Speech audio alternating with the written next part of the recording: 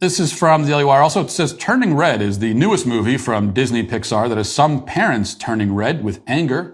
They say the children in the movie are overtly disobedient and rude. Plus, there are sexual themes, including the main character twerking as a panda in front of her mother while taunting her, plus multiple instances of the girl rebelling against her overbearing Chinese-Canadian mother to the point of being disrespectful. The film is touted as a coming-of-age sensation where the supernatural and the mundane happily walk hand in hand. The Rotten Tomatoes synopsis says, Turning Red, Mai Li is a confident, dorky 13-year-old torn between staying her mother's dutiful daughter and the chaos of adolescence. And as if changes to her interests, relationships, and body weren't enough, whenever she gets too excited, she poofs into a giant red panda.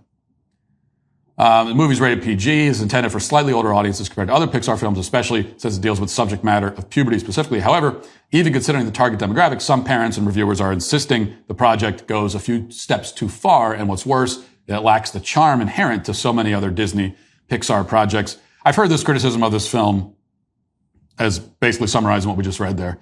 That it's just this obnoxious kid, disobedient to her parents. It doesn't actually have a message. Of course, you can portray that kind of stuff in kids' movies. It's been portrayed many times before. But the question is, what's the message at the end of it? And there is no, from what I've been told, there is no message at the end of this telling kids, oh, okay, well, actually, you should respect, your family is important. You should respect your parents. That's not the message at the end. In fact, the message is quite the opposite of that. And then also, apparently, so this is a movie about a girl going through puberty and turning red, and the fact that she turns into a red panda is a not so subtle metaphor for that. And so that's part of the theme of this movie. And then you think, well, who is it actually? Is this a Pixar movie about a panda? Is this for 13-year-olds? Is that who this is for? Because when you think about Pixar movies, like every other one that's been made, you immediately think, okay, well, this is for 5 and 6-year-olds. Maybe other people can watch it too and enjoy it, but that's who it's for. A movie that deals with, well, this is specifically about a girl going through puberty. I don't know who is it. So this is a Pixar movie specifically for 12 and 13-year-old girls. That doesn't make a lot of sense to me. But look, I haven't seen the movie. I don't plan on seeing it.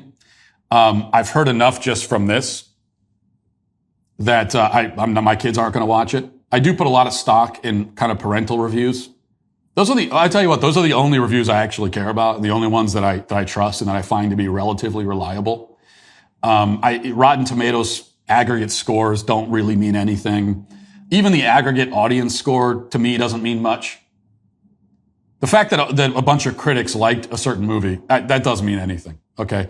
The fact that the audience broadly liked the movie also doesn't mean anything, because if you go to Rotten Tomatoes, look at the aggregate audience score for pretty much any Marvel movie, it's all going to be like 99%, people raving about how wonderful it is, and the movie is terrible. What I do care about and what I do read, especially before I put anything on for my kids, if I'm not familiar with the content myself, is, you go to some of these sites and you look at what are parents saying about it? What are the parental reviews? And I find those to be, most of the time, pretty reliable. And this is all I need to hear. If you've got a large number of parents saying, this is not good for kids, it's got the wrong messages, on top of that, it's just kind of loud and obnoxious and stupid. That's enough for me to not show it to my kids. And I think we all need to be a lot more discerning as parents of what we let our kids watch. Especially when there's no real, sacrifice in being a little bit more discerning. I think there are a lot of parents who will just basically put anything on for their kids, and they almost never tell their kids no when they want to watch something. But why? What's the downside? If you're more discerning and you tell your kid, okay, well, we're not going to watch this movie, and it turns out that the movie was fine and they could have watched it, how are they hurt by that? They've still got a million other things they can watch. It's not going to hurt them. Even if you stop them from watching something that would have been fine, it doesn't cause any damage to them. But you let them watch things that they shouldn't be watching and you make a habit of that, then there is some real damage to that. And as I said, I think it's an important detail here for me as a parent when I'm deciding what my kids can watch. I'm worried about what are the messages? What are the themes? What kind of things are we dealing with in this movie? I'm not going to put a movie about puberty on for my 6-year-old. Okay, so I'm thinking about that. I'm worried about that. But also, is this, taking all the messages aside, even if the messages are fine and relatively innocuous, is it just a stupid, loud, obnoxious, dumb thing? And it sounds like this movie is that. And there's a lot of kids' movies that are like that. A lot of kids' shows that are just dumb, loud, bright noises, or bright colors, loud noises, and all. That's all it is, and it's just obnoxious and stupid.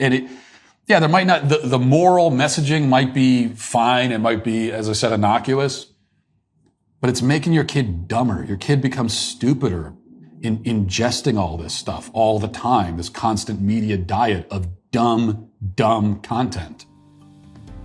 And it detracts from their attention spans. It makes them so they can't pay attention to things. It makes them so they constantly need stimulation coming from a million different directions and all of that. That's enough of a reason for me. Well, I hope you enjoyed that clip from the Matt Walsh Show. If you did, go ahead and hit that subscribe button right down there so you can stay up to date on all of our future content.